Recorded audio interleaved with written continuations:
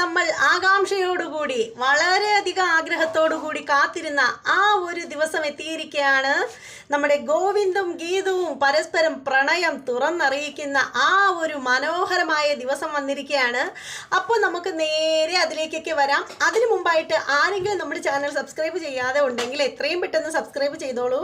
Bell icon കൂടി press ചെയ്യാനും മറക്കരുത്. അത് മാത്രമല്ല ലൈക്ക് തരാനും മറക്കരുത്. അപ്പോൾ നമുക്ക് നേരെ നമ്മുടെ എപ്പിസോഡിൻ്റെ റിവ്യൂയിലേക്ക് പോവാം. 26-ാം തീയതിയിലെ എപ്പിസോഡിൻ്റെ റിവ്യൂ ആണ്. നമ്മുടെ പ്രിയമോള് പറയുകയാണ് ഗോവിന്ദേട്ടൻ്റെയും ഗീതുവിൻ്റെയൊക്കെ കാര്യം ആ ഒരു വിഷയമാണ് സംസാരിക്കുന്നത്. അപ്പോൾ ആ സമയത്തിന് രാധികാമ്മ നമ്മുടെ രഞ്ജുവിനോട് പറയുകയാണ്, ശരിക്കും പറഞ്ഞാലുണ്ടല്ലോ ചതിച്ചത് നിൻ്റെ അമ്മയാണ് എന്ന് പറയുകയാണ്. ശരിക്കും പറഞ്ഞാൽ ഗോവിന്ദുമായിട്ടുള്ള എല്ലാ ബന്ധങ്ങളും ഉപേക്ഷിച്ച് ബാംഗ്ലൂർക്ക് കിഷോറിനെ തേടിപ്പോയ ഗീതുവിനെ അവിടെ വെച്ച് കണ്ടുമുട്ടിയിട്ട് അവളെ പറഞ്ഞ് മയക്കി ഗോവിന്ദിൻ്റെ സ്വത്ത് തട്ടാൻ വേണ്ടിയിട്ട് ഇങ്ങോട്ടേക്ക് കൊണ്ടുവന്ന നിൻ്റെ അമ്മയാണ് ശരിക്കും ചതിച്ചത് എന്നിങ്ങനെ പറയുകയാണ്. പണത്തിന് വേണ്ടിയിട്ട് അവർ മറഞ്ഞിരുന്ന് ഗീതുവിനെ ഉപയോഗിക്കുകയായിരുന്നു എന്നിങ്ങനെ പറയുകയാണ്. ഇത് കേൾക്കുമ്പോൾ ഒന്നും മിണ്ടാണ്ട് ഇങ്ങനെ നിൽക്കുകയാണ് നമ്മുടെ രഞ്ജു നിൽക്കുകയാണ്. അപ്പോൾ ആ സമയത്തിന് നമ്മുടെ പ്രിയമോളാണെങ്കിൽ ചോദിക്കുകയാണ്, എന്നാലും എന്താ ഞാൻ ഈ കേൾക്കുന്നത്, എനിക്കൊന്നും മനസ്സിലാവുന്നില്ല. എൻ്റെ ചേച്ചിക്കെങ്കിലും അറിയാമെങ്കിൽ സത്യം പറ, ഗീതു ചേച്ചിക്ക് ഗോവിന്ദേട്ടനോട് സ്നേഹമുണ്ടോ എന്നിങ്ങനെ ചോദിക്കുകയാണ്. അപ്പോൾ രേഖ പറയുകയാണ്, അതേ മോളെ, എനിക്കറിയാവുന്ന ഗീതുവിനാണെങ്കിൽ ഗോവിന്ദേട്ടനെ ജീവനാണ്. അവർ ഒരുമിച്ച് ജീവിക്കണമെന്ന് രണ്ടാളും പരസ്പരം ഒരുപാട് ആഗ്രഹിക്കുന്നുണ്ട് എന്നിങ്ങനെ പറയുകയാണ്. അപ്പോൾ അത് കേൾക്കുമ്പോൾ പ്രിയമോൾ പറയാണ്, അങ്ങനെ ഗീതു ചേച്ചിക്കും ഗോവിന്ദേട്ടനും ഇടയ്ക്ക് അങ്ങനെ ഒരു പ്രണയം ഉണ്ടെന്നുണ്ടെങ്കിൽ അവർ പരസ്പരം ജീവിക്കാൻ ആഗ്രഹിക്കുന്നുണ്ടെങ്കിൽ, എന്നിട്ട് രാധികാമ്മയെ നോക്കിയിട്ട് പറയാണ്, ആരെതിർത്താലും ഞാൻ അവരെ ഒരുമിപ്പിക്കും എന്നിങ്ങനെ പറയാണ് പ്രിയമോള്. അതിനുശേഷം പ്രിയമോൾ പോവുകയാണ്. അപ്പോൾ ഇത് കാണുമ്പോൾ രാധികാമ്മയ്ക്ക് ആകെ വിറഞ്ഞു കയറുകയാണ്. കാരണം പ്രിയമോൾ ഒരു കാര്യം തീരുമാനിച്ചു കഴിഞ്ഞാൽ രാധികാമ്മയ്ക്ക് പോലും അത് തടയാൻ പറ്റില്ല. അങ്ങനെ എന്ത് ചെയ്യണമെന്ന് അറിയാൻ വയ്യാത്തെ അങ്ങനെ നിൽക്കുകയാണ് നമ്മുടെ രാധികാമ്മ. അതേസമയം നമ്മുടെ രഞ്ജുവിന് ഫോൺ കോൾ വരികയാണ്. നമ്മുടെ വിജയത്തിൻ്റെ ഫോൺ കോളാണ് വരുന്നത്. വിജയ് അവിടെ എന്തൊക്കെയുണ്ട് കാര്യങ്ങളും വിശേഷങ്ങളൊക്കെ തിരക്കാൻ വേണ്ടിയിട്ട് വിളിച്ചിരിക്കുകയാണ്. കാരണം പുള്ളിക്കാരത്തി അവിടെ നിന്ന് പോയതിന് ശേഷം, അതായത് അറയ്ക്കൽ വന്നിട്ട് പോയതിന് ശേഷം അവിടെ എന്തൊക്കെ സംഭവിച്ചു എന്ന് അറിയാൻ വേണ്ടിയിട്ട് വിളിക്കുന്നതാണ്. അപ്പോൾ നമ്മുടെ രഞ്ജു പറയണം, അമ്മേ ആകെ കുഴപ്പമായി അമ്മ വന്നിട്ട് പോയതിന് ശേഷം ഇവിടെ ആകെ പുകയായി എന്നിങ്ങനെ പറയുകയാണ്. അപ്പോൾ വിജയൻ കാര്യം ചോദിക്കുകയാണ്, മോളെ ഞാൻ വന്നതിന് ശേഷം അവിടെ വേറെ പ്രശ്നങ്ങളൊന്നും ഉണ്ടായിരുന്നില്ലല്ലോ, രാധിക പോലും എന്നോട് മോശമായിട്ടൊന്നും പെരുമാറിയില്ലല്ലോ, പിന്നെന്താ ഞാൻ വന്നിട്ട് പോയപ്പോൾ അവിടെ സംഭവിച്ചത് എന്നിങ്ങനെ തിരക്കാണ് നമ്മുടെ വിജയലക്ഷ്മി. അപ്പോൾ ആ സമയത്ത് രഞ്ജു പറയണേ, എൻ്റെ അമ്മേ അവിടെ വച്ച് രാധികാമ്മ അമ്മയെ ആരതിയെ കൊഴിഞ്ഞ് അകത്തേക്ക് സ്വീകരിച്ചിട്ടുണ്ടായിരുന്നല്ലോ. അപ്പോൾ ആ സമയത്ത് ഗീതു എല്ലാത്തിനും മൗനാനുവാദം കൊടുത്ത് ഗീതു ആണ് ഇതൊക്കെ ചെയ്യിച്ചത് എന്നുള്ള രീതിയിൽ ഗോവിന്ദേട്ടൻ വന്നപ്പോഴത്തേക്ക് അവർ കാര്യങ്ങളൊക്കെ അവതരിപ്പിച്ചു. ഒടുവിൽ അത് മുട്ടം വഴക്കിലാണ് കലാശിച്ചത്. ഒടുവിൽ ഗോവിന്ദേട്ടന് ഗീതുവിനെയും വേണ്ടെന്നായി, അതുപോലെ തന്നെ ഗീതുവിന് ഗോവിന്ദേട്ടനെയും വേണ്ടെന്നായി. എന്നിട്ട് അവിടെ നടന്ന കാര്യങ്ങൾ എല്ലാം നമ്മുടെ രഞ്ജു വിശദീകരിച്ച് പറയുകയാണ് നമ്മുടെ വിജയത്തിനോട്. അതെല്ലാം കാണിക്കുന്നുമുണ്ട്. അപ്പോൾ ആ സമയത്ത് എല്ലാ കാര്യങ്ങളും പറയുകയാണ്. ഗോവിന്ദിനോട് നമ്മുടെ രാധികാമ്മ പറയുന്നത്, നീ എനിക്ക് പണ്ട് തന്ന പ്രതിജ്ഞ, പണ്ട് ബാംഗ്ലൂർക്ക് വെച്ച് എടുത്ത പ്രതിജ്ഞയെക്കുറിച്ച് പറയുന്നതും ആ ഒരു സംഭവം കാണിക്കുന്നുണ്ട്. അതുപോലെ തന്നെ ഗോവിന്ദ് പറയുന്നത്, അമ്മ ഗീതുവും ഞാനും തമ്മിൽ ഒരു ബന്ധവുമില്ല, അവളുടെ കഴുത്തിൽ കിടക്കുന്ന ആ ഒരു താലിയുടെ ബന്ധം മാത്രമേ ഉള്ളൂ എന്നും, പിന്നെ അവൾ ഇത്ര നാളും ഈ ഒരു 6 മാസക്കാലത്തോളം എൻ്റെ ഭാര്യയായിട്ട് ഇവിടെ തുടർന്നതിന് എന്തെങ്കിലും നഷ്ടപരിഹാരം കൊടുത്ത് എത്ര രൂപ വേണേലും അവൾ ചോദിക്കുന്നത് കൊടുത്ത് ഞാൻ അവളെ ഒഴിവാക്കാമെന്ന് രാധികാമ്മയോട് ഗോവിന്ദ് പറഞ്ഞ കാര്യവും, അതുപോലെ തന്നെ ഗോവിന്ദ് സാറേ ഇനി നമ്മൾ തമ്മിൽ ഒരു ബന്ധം ഉണ്ടാവില്ല, നമ്മൾ ഒരിക്കലും ഫ്രണ്ട്സ് ആയിരിക്കില്ല, നമ്മൾ രണ്ടുപേരും ഇനി ശത്രുക്കളായിട്ട് 2 മുറിയിലാണ് കഴിയുന്നത് എന്ന് ഗീതു പറഞ്ഞ ഈ കാര്യങ്ങളെല്ലാം തന്നെ നമ്മുടെ രഞ്ജു പറയുകയാണ് വിജയലക്ഷ്മിയോട്. അതിനുശേഷം നമ്മുടെ രഞ്ജു ഫോൺ വെക്കുകയാണ്. ഫോൺ വെച്ച് കഴിയുമ്പോൾ നമ്മുടെ വിജയലക്ഷ്മിക്ക് ആകെ വിഷമമാവുകയാണ്. അപ്പോൾ വിജയലക്ഷ്മി വിചാരിക്കുകയാണ്, ഈശ്വര ഇവർക്കിടയിൽ എന്താ ഉണ്ടായത്, എൻ്റെ പൊന്നു മൂകാംബികാദേവി എങ്ങനെയെങ്കിലും എത്രയും പെട്ടെന്ന് എൻ്റെ മക്കളുടെ പിണക്കമൊക്കെ മാറി അവരെ ഒന്നാക്കി തരണേ എന്നൊക്കെ പറഞ്ഞിട്ട് പ്രാർത്ഥിക്കുകയാണ്. അതിനുശേഷം നമ്മുടെ വിജയലക്ഷ്മി വിചാരിക്കുകയാണ് ഗീതുവിനെ ഒന്ന് വിളിക്കാം എന്ന് വിചാരിക്കുകയാണ്. കാര്യങ്ങളൊക്കെ അറിയാമല്ലോ. അങ്ങനെ നമ്മുടെ ഗീതുവിനെ വിളിക്കുകയാണ്. വിളിക്കുമ്പോഴത്തേക്ക് ഫോൺ സ്വിച്ച് ഓഫ് പറയുകയാണ്. അപ്പം തന്നെ വിജയലക്ഷ്മി വിചാരിക്കുകയാണ്, ശോ ഈ കൊച്ച് എന്താ ഇങ്ങനെ ഫോൺ എടുത്ത് സ്വിച്ച് ഓഫ് ആക്കി വെച്ചത്, ഒരു കാര്യം ചെയ്യാം, ഗോവിന്ദനെ വിളിക്കാം. അങ്ങനെ നമ്മുടെ വിജയലക്ഷ്മി ഗോവിന്ദനെ വിളിക്കുകയാണ്. ഗോവിന്ദനെ വിളിക്കുമ്പോഴത്തേക്ക് ഗോവിന്ദൻ്റെ ഫോണും സ്വിച്ച് ഓഫാണ്. അപ്പോൾ വിജയലക്ഷ്മി പറയണത് ഇതെന്ത് പറ്റി, രണ്ടുപേരും ഫോൺ സ്വിച്ച് ഓഫ് ആക്കി വെച്ചിരിക്കുകയാണല്ലോ, ഇനിയിപ്പോൾ എന്താ ചെയ്യുക, ഇവരെക്കുറിച്ച് ഇനിയിപ്പോൾ എന്താ അറിയുന്നത്, ഒന്ന് സമാധാനിപ്പിക്കാൻ പോലും പറ്റുന്നില്ലല്ലോ രണ്ടാളെയും എന്നൊക്കെ വിചാരിച്ചിട്ട് വിജയലക്ഷ്മി ഇങ്ങനെ പൂജാമുറിയിൽ കയറിയിട്ട് അങ്ങനെ നമ്മുടെ വിജയലക്ഷ്മി പൂജാമുറിയിൽ കയറി മൂകാംബിക ദേവിയെ മനസ്സിൽ വിചാരിച്ച് പ്രാർത്ഥിക്കുകയാണ്.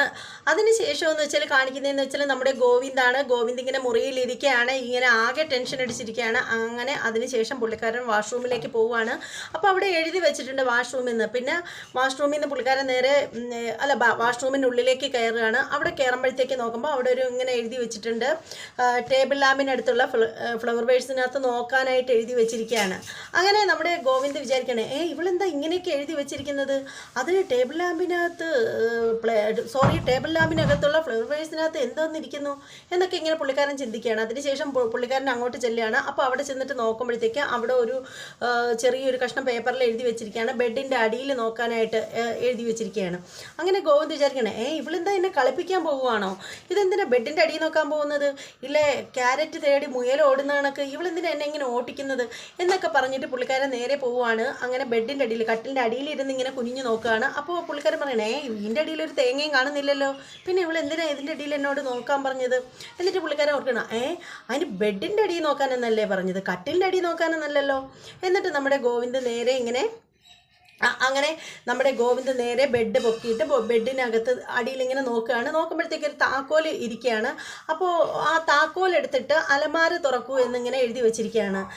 ഈ താക്കോൽ എടുത്തിട്ട് അലമാര തുറക്കാനോ, അതെന്തിനാന്തോ, അങ്ങനെ എന്തായാലും ചെയ്ത് കളയാം എന്ന് പറഞ്ഞിട്ട് പുള്ളി പോയിട്ട് അലമാര തുറക്കുകയാണ്. അലമാര തുറക്കുമ്പോഴത്തേക്ക് നോക്കുമ്പോൾ കാണുന്നതെന്ന് വെച്ചാൽ ഒരു ടെഡി ഇരിക്കുകയാണ്, ടെഡി ബിയർ ഇരിക്കുകയാണ്. ടെഡി ബിയറിൻ്റെ അടുത്ത് ഒരു കാർഡ് ഇരിക്കുകയാണ്. കുറേ പേപ്പറുകളും ഇങ്ങനെ എഴുതി വെച്ചിരിക്കുകയാണ്. അങ്ങനെ പുള്ളിക്കാരൻ ആദ്യം ആ കാർഡ് ഇങ്ങനെ എടുത്ത് മാറ്റി വെച്ചിട്ട് ആ പേപ്പർ ഇങ്ങ് എടുക്കുകയാണ്. പേപ്പർ ഇങ്ങ് എടുത്ത് വെച്ചിട്ട് ആ പേപ്പറും കൊണ്ട് പോവുകയാണ്. ഇതെന്താ ഈ എഴുതി വെച്ചിരിക്കുന്നത്, കുറേ ഉണ്ടല്ലോ എന്ന് പറഞ്ഞിട്ട് പുള്ളിക്കാരൻ അതുകൊണ്ട് മാറിപ്പോവുകയാണ്. അതേസമയത്ത് നമ്മുടെ ഗീതു ആണെങ്കിൽ വെള്ളിച്ചെല്ലം വിതറി എന്നുള്ള പാട്ട് കേട്ടുകൊണ്ട് പോവുകയാണ്. അങ്ങനെ പാട്ട് നിൽക്കുകയാണ്. പാട്ട് നിൽക്കുമ്പോൾ പിന്നീട് വരുന്നത് ഗോവിന്ദിൻ്റെ സംസാരമാണ്.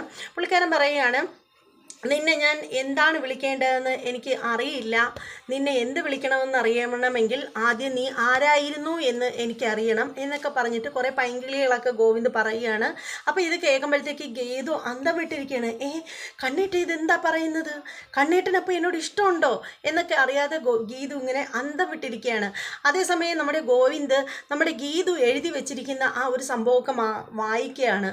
അപ്പോൾ അതിൽ ഗീതു വ്യക്തമായിട്ട് എഴുതിയിട്ടുണ്ട്, കണ്ണേട്ട എനിക്ക് കണ്ണേട്ടനെ ആദ്യമായിട്ട് കാണുന്ന സമയത്ത് എനിക്കൊരു മുതിർന്ന ആളിനോടുള്ള സ്നേഹവും ബഹുമാനവും ഒക്കെ ആയിരുന്നു കണ്ണേട്ടനോടുണ്ടായിരുന്നത്. പിന്നീട് പോകെ പോകെ കണ്ണേട്ടൻ്റെ സ്വഭാവങ്ങളും കാര്യങ്ങളും ഒക്കെ മനസ്സിലായപ്പോൾ എനിക്ക് കണ്ണേട്ടനെ ശരിക്കും എനിക്കൊരു ദൈവത്തെ പോലെയാണ് തോന്നിയത്. പിന്നീട് കണ്ണേട്ടൻ എന്നെ ഒരുപാട് കെയർ ചെയ്യുന്നത് കണ്ടപ്പോൾ ഒരു കാവലാളിനെ പോലെ തോന്നി. പിന്നീട് എപ്പോഴാണെന്ന് എനിക്കറിയില്ല കണ്ണേട്ടനോട് എനിക്ക് സ്നേഹം തോന്നിയത്, എനിക്ക് പ്രണയം തോന്നിയത് എപ്പോഴാണെന്ന് എനിക്കറിയില്ല. പക്ഷേ എനിക്കതെല്ലാം തുറന്നു പറയാനുള്ളൊരു മടിയുണ്ടായിരുന്നു, എനിക്കൊരു വിഷമം ഉണ്ടായിരുന്നു. കാരണം കണ്ണേട്ടൻ എത്രയോ വലിയൊരു മനുഷ്യനാണ്. അപ്പോൾ എന്നെ വേണ്ട എന്ന് വെക്കുമോ, റിജക്റ്റ് ചെയ്യുമോ എന്നുള്ള പേടിയിലായിരുന്നു ഞാൻ പറയാതിരുന്നത്. അത് മാത്രമല്ല, രാധികാമ്മ ഇടയ്ക്ക് കൊടുത്ത ആ ഒരു പ്രതിജ്ഞയുണ്ടല്ലോ, അതൊക്കെ ഓർത്തപ്പോഴത്തേക്ക് എനിക്ക് പറയാനേ തോന്നിയില്ല, ഒരു പക്ഷേ കണ്ണേട്ടൻ ഇഷ്ടപ്പെട്ടില്ലെങ്കിലോ എന്ന് കരുതിയിട്ട്. അപ്പോൾ ഉടനെ ഗോവിന്ദ് മനസ്സിൽ വിചാരിക്കണേ, ഇതെന്താ ഇവള് പറയുന്നത്, പണ്ട് എപ്പോഴോ കൊടുത്ത ആ ഒരു പ്രതിജ്ഞ, അതൊക്കെ കാലഹരണപ്പെട്ടു പോയില്ലേ, ഇനി എന്തിനാ ആ പ്രതിജ്ഞയെക്കുറിച്ചൊക്കെ പറയുന്നത്, പുള്ളിക്കാരൻ ഇങ്ങനെ മനസ്സിൽ വിചാരിക്കുകയാണ്. അങ്ങനെ പുള്ളി ഓരോരോ വാക്കുകളും വായിക്കുമ്പോൾ ഗോവിന്ദന് ഭയങ്കരമായിട്ട് സന്തോഷമാവുകയാണ്. കാരണം പുള്ളി ഒരുപാട് കേൾക്കാൻ ആഗ്രഹിച്ച വാക്കുകളാണ് അതിലുള്ളത്. അതേസമയത്ത് തന്നെ നമ്മുടെ കാറിലിരുന്ന് ഗോവിന്ദിൻ്റെ പൈങ്കിളികൾ മുഴുവനും കേൾക്കാണ് നമ്മുടെ ഗീതു. അതേക്കുറിച്ചൊക്കെ വിശദമായിട്ട് പറയണമെങ്കിൽ ഒരുപാടുണ്ട്. ഈ ഒരു എപ്പിസോഡ് ഫുള്ളും അത് മാത്രമായിരുന്നു, അതുകൊണ്ട് തന്നെ ഒന്നും പറയുന്നില്ല. അങ്ങനെ രണ്ടുപേരുടെ മനസ്സ് രണ്ടുപേർക്കും മനസ്സിലാവുകയാണ്. അങ്ങനെ ഒടുവിൽ എല്ലാം എഴുതി തീർന്നതിന് ശേഷം അതിൻ്റെ ഏറ്റവും ലാസ്റ്റ് ഗീതു എഴുതിയിരിക്കുകയാണ് ആ ടെഡി ബിയറിൻ്റെ അടുത്തിരിക്കുന്ന ആ കാർഡ് കണ്ണേട്ടൻ എടുത്തൊന്ന് വായിച്ച് നോക്കണം എന്ന്. അങ്ങനെ തന്നെ നമ്മുടെ ഗോവിന്ദ് എന്ത് ചെയ്യുന്നു, നേരെ പോവുകയാണ്, ടെഡിയുടെ അടുത്തിരിക്കുന്ന ആ കാർഡ് എടുക്കുകയാണ്. ആ കാർഡ് എടുത്തിട്ട് കാർഡ് ഇങ്ങനെ തുറന്ന് നോക്കുമ്പോഴത്തേക്ക് അതിനകത്ത് ഒരു ലവിൻ്റെ പടമൊക്കെ ഉണ്ട്. എന്നിട്ട് അതിനകത്ത് ഐ ലവ് യു കണ്ണേട്ട എന്നാണ് ഇങ്ങനെ എഴുതിയിരിക്കുന്നത്. അത് കാണുമ്പോൾ ഗോവിന്ദന് ഭയങ്കര സന്തോഷമാവാണ്. പുള്ളിക്കാരൻ ആ ടെഡി ബിയറിനെയൊക്കെ കൊണ്ട് അവിടെ കിടന്ന് കറങ്ങുകയാണ്. എന്നിട്ട് ആ കാർഡൊക്കെ എടുത്ത് അതിനകത്ത് കിടന്ന് കറങ്ങുകയാണ്. ഭയങ്കര സന്തോഷമായിരിക്കുകയാണ് നമ്മുടെ ഗോവിന്ദിന്. അതേപോലെ തന്നെ നമ്മുടെ ഗീതുവും കേൾക്കുകയാണ് ഗോവിന്ദ് പറയുന്നത്, ഐ ലവ് യു ഗീതു എന്ന് പറയുന്നത് ഗീതുവും കേൾക്കുകയാണ്. അപ്പോൾ ഗീതുവിനും ഭയങ്കര സന്തോഷമാവുകയാണ്. അങ്ങനെ രണ്ടു പേർക്കും ഭയങ്കര സന്തോഷമാവുകയാണ്. അങ്ങനെ രണ്ടുപേരുടെയും പ്രണയം രണ്ടുപേരും തിരിച്ചറിയുകയാണ്. അങ്ങനെ അതോടുകൂടി എപ്പിസോഡ് തീരുകയാണ്. ഒരുപാടൊന്നും പറയാൻ വേണ്ടിയിട്ടൊന്നും ഉണ്ടായിരുന്നില്ല. ഈ ഒരു ലെറ്റർ വായിക്കുന്നതും അതുപോലെ തന്നെ നമ്മുടെ ഗീതു കാറിലിരുന്ന് ഗോവിന്ദിൻ്റെ വോയിസ് കേൾക്കുന്നതും മാത്രമായിരുന്നു ബാക്കി എപ്പിസോഡിൽ ഉണ്ടായിരുന്നത് മുഴുവനും. അതുകൊണ്ട് തന്നെ അത് ഒരുപാടുണ്ട്, അതുപോലെ പറയാനൊന്നും പറ്റില്ല. അപ്പോൾ എന്തായാലും ഇത്രയും കാര്യങ്ങളായിരുന്നു ഉണ്ടായിരുന്നത്. രണ്ടുപേരും പ്രണയം തിരിച്ചറിഞ്ഞിരിക്കുകയാണ്. അപ്പോൾ ഇനി ഇന്നത്തെ എപ്പിസോഡുമായിട്ട് വരാം. അപ്പോൾ അതുവരെ എല്ലാവർക്കും ബൈ പറയുന്നതിന് മുമ്പായിട്ട് ആരെങ്കിലും നമ്മുടെ ചാനൽ സബ്സ്ക്രൈബ് ചെയ്യാതെ ഉണ്ടെങ്കിൽ എത്രയും പെട്ടെന്ന് ചെയ്തേക്കൂ. അതുപോലെ തന്നെ വീഡിയോ ഇഷ്ടമാവണമെങ്കിൽ നിങ്ങൾ തീർച്ചയായും ലൈക്ക് ചെയ്യണം, കമൻറ്റ് ചെയ്യണം, സപ്പോർട്ട് ചെയ്യണം. ഇനി മറ്റൊരു എപ്പിസോഡിൻ്റെ റിവ്യൂവും പ്രൊമോ വീഡിയോയുമായിട്ടൊക്കെ വരാം. അതുവരെ എല്ലാവർക്കും ബൈ.